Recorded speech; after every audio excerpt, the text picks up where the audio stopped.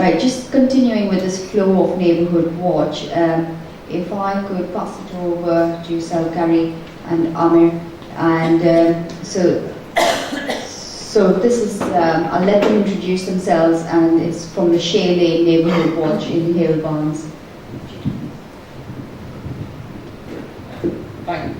Thanks, Rahul, for inviting me back again. Some of you already know that I presented last time about Neighbourhood Watch and our own Shea Lane Neighbourhood Watch scheme. I've brought a resident along with me today, and we'll do a joint act this time and give you an update on something that happened locally. Hi, I'm Gary Kennedy. I've met Amir in person for the first time today. Yeah, I've lived around the corner for over 3 years. We're on Shea Lane.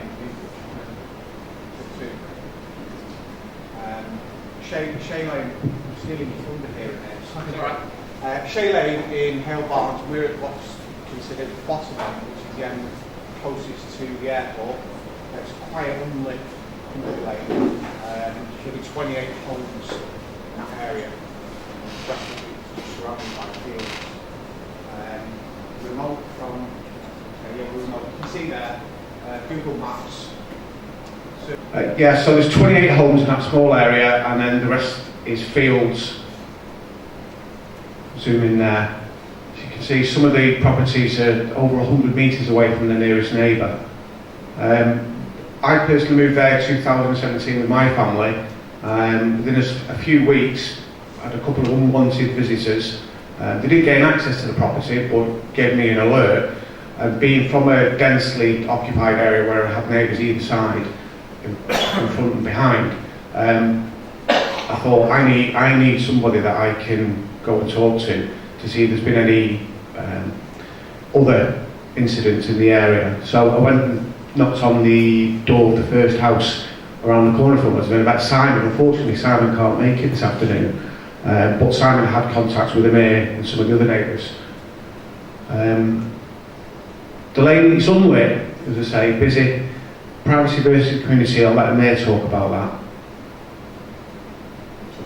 Yeah.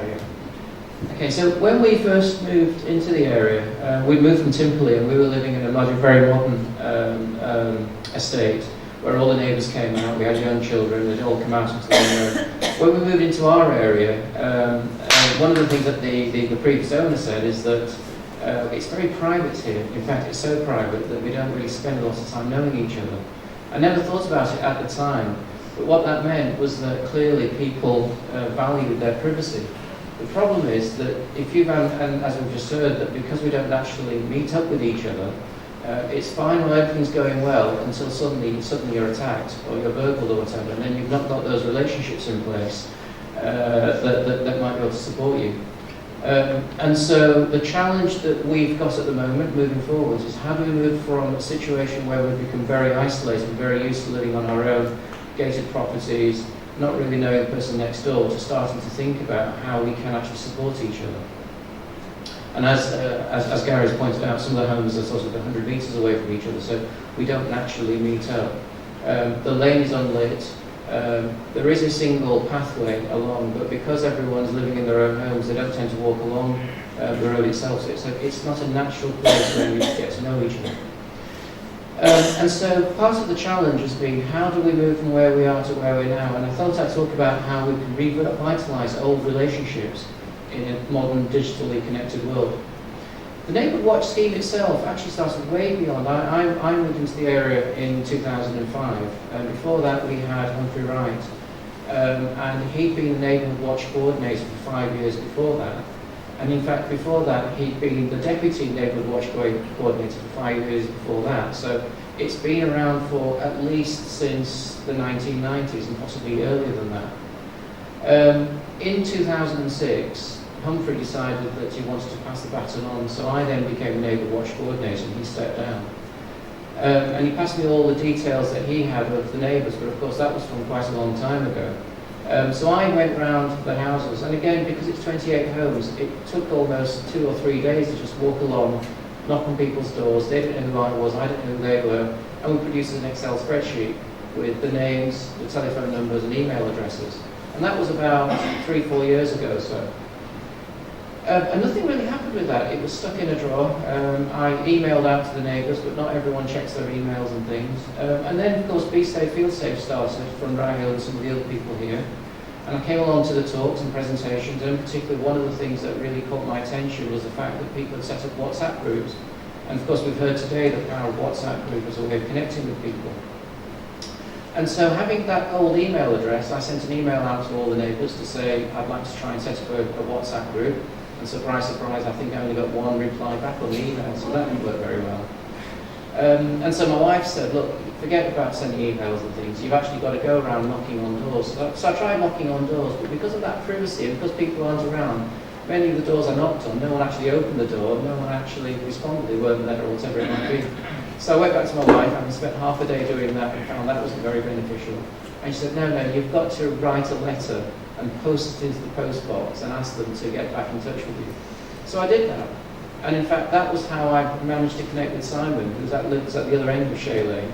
And then he reached out to me and said, Amir, I know you've only done half the houses on this street, but give me a pile of them and I'll go around my neighbours as well. So now we had 2 people at one end of the street and the other end sending letters out, inviting people to join on the WhatsApp group.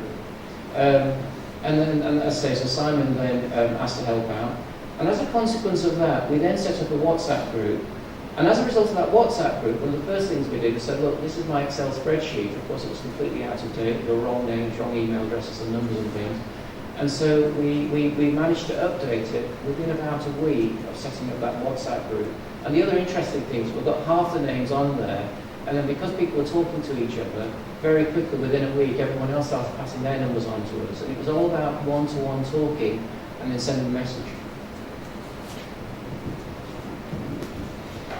As well as the Excel spreadsheet, we decided to create a map that we could store as an image, so you've got it with you going about the everyday movements as a photo you can look at on your phone or your iPad or similar. So don't quite show it there, but I just took a screenshot from the Ordnance Survey website of our area, added some text box details, jumped on Trafford's website on their planning portal. If you go on the map search function there, zoom into your area, the closer you zoom in, more information's presented, and you can see we're all named properties, there's no numbers. So I've got names of all the different houses along the lane, took the information from the spreadsheet for names and numbers, and then populated this this map so that you could see direct, look at the image and see direct which property was which and who occupied that property, and it had their contact numbers, and everybody's now got a copy of that. So now that we've set up the WhatsApp group, and it's our personal one just for our street itself, what we've also done is we've created a local website, because part of the difficulty is you send a message on there, then it suddenly becomes the 10th message, and before you know it's lost and you've forgotten about useful information. So we've created our own personal website, and on that website its purpose is to easily inform our neighbours about any suspicious activity.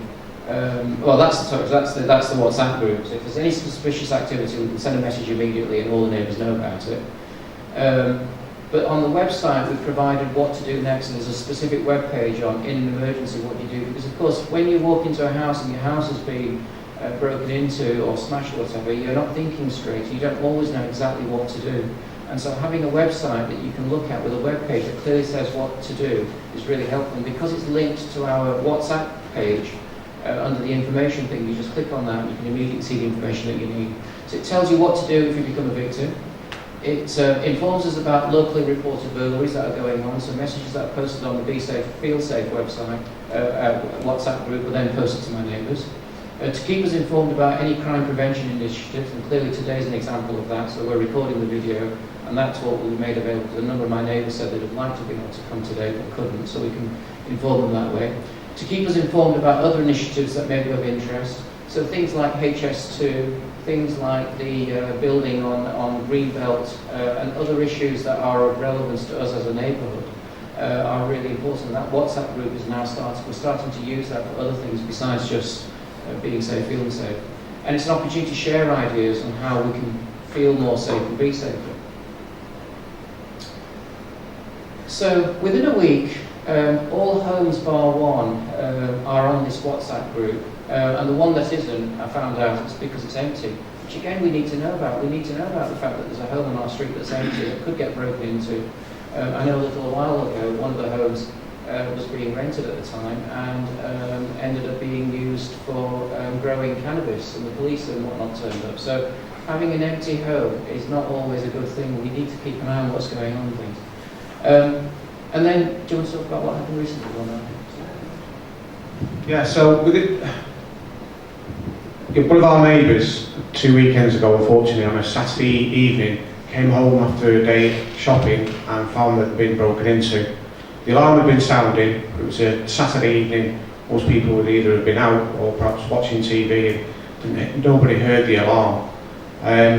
She put a message out onto WhatsApp, on the WhatsApp group, and within a space of probably an hour, I think several neighbours had been round to offer their assistance. And we continue to offer assistance. I saw the victims last weekend, and it's still very, very raw. They wanted to come today to just offer their experience, but unfortunately they're double booked. But what they did do was send Amir a message to say how comforting it is to be a member and know that the neighbours either side of them are there looking out for them. Whereas 6-7 weeks ago, before Amir started to review the spreadsheet and decided with the Be Safe, Feel Safe campaign to give us all a push, she only knew the neighbours either side, recognised some of the people further down, but had never spoken to them because of the remote location and the way that people go about our lives, like any pavement, and basically you go everywhere in your car or on a bike. Hence the map. That's basically it for us. I'll stop here, Miss. That's basically it for us. Just a couple of other things. So the idea that we started this, we're sharing it. The website is going to start to build. There might be more resources that will add to that. We're also starting to become more social together. So, for instance, going for a walk in one of the National Trust parks. Now that's interesting because some neighbours have really enjoyed that, and we're starting to hear about children and started driving and all sorts of other things. Other neighbours, on the other hand, are thinking, I don't want too many messages, and that's one of the challenges we've got around the privacy versus the community spirit thing. And one of the things we're thinking about is setting up a separate social WhatsApp group for Shay Lane, as opposed to the neighbourhood watch one. So the neighbourhood watch one is only for very specific burglary type things. But the idea is that we become more connected and more like that community that Tony, you were talking about, as opposed to living as individuals. And then hopefully starting to learn and share more about what our families are doing and that community spirit that always existed but seems to have disappeared. Thank you.